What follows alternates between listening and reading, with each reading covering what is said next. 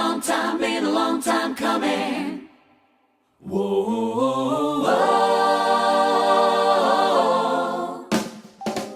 Hello lovelies, welcome to day 5 of our fairy tale reread. We are looking at chapter 5 today, and it's a chapter of 2 halves.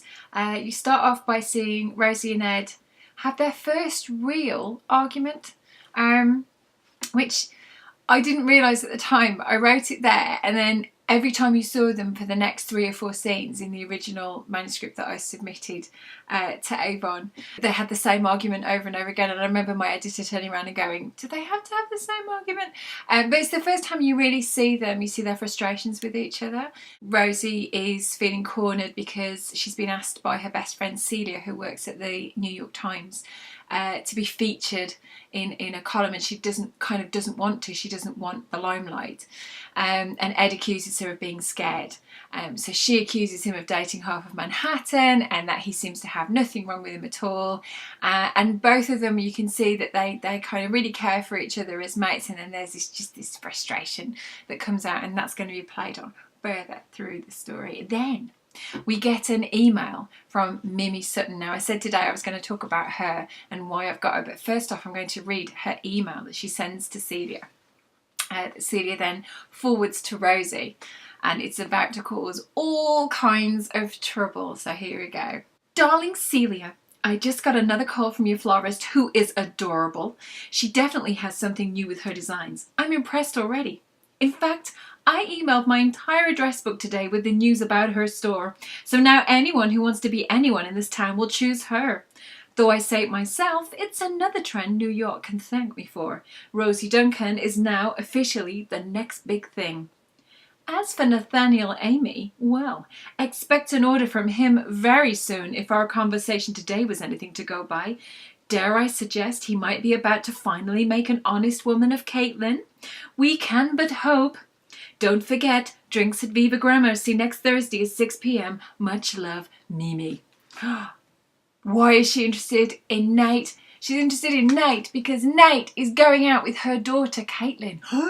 With Mimi, I wanted her to be just a nasty piece of work. She's the kind of person who gets an awful lot of pleasure from wielding power over other people. Rosie is currently in her favour but about to get in her way, big style.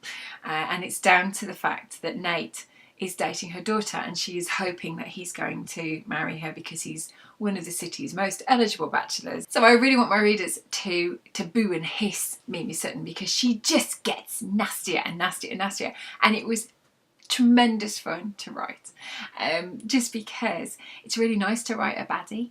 I haven't had baddies in all of my books, but when I have, they've just been so much fun to write, because you can, the rule book is thrown out of the window and they can do whatever they like. Also in this chapter there is a mention of Philippe.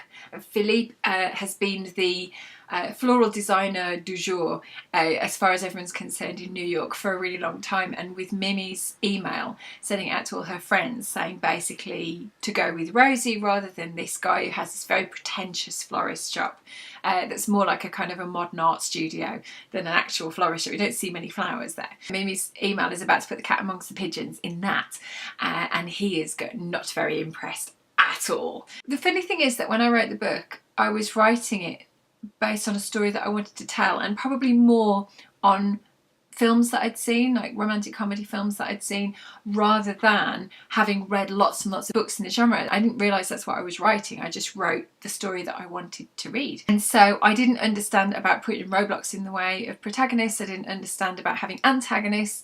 It's only afterwards that someone will go, oh, I love that antagonist you've written, and I'll be like, oh, okay, I had to go and look it up, find it. Oh, that is what I've done. I just followed my gut. It's something that I've done since.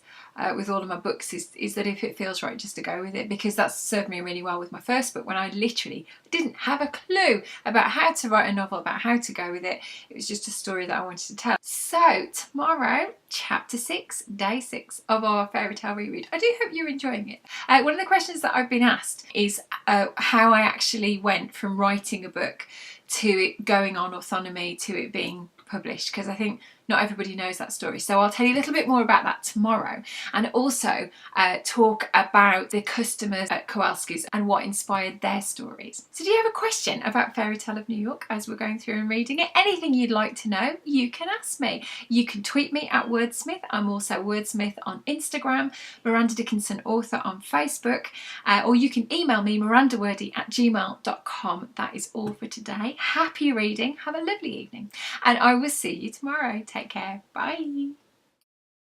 Been a long time coming. Whoa.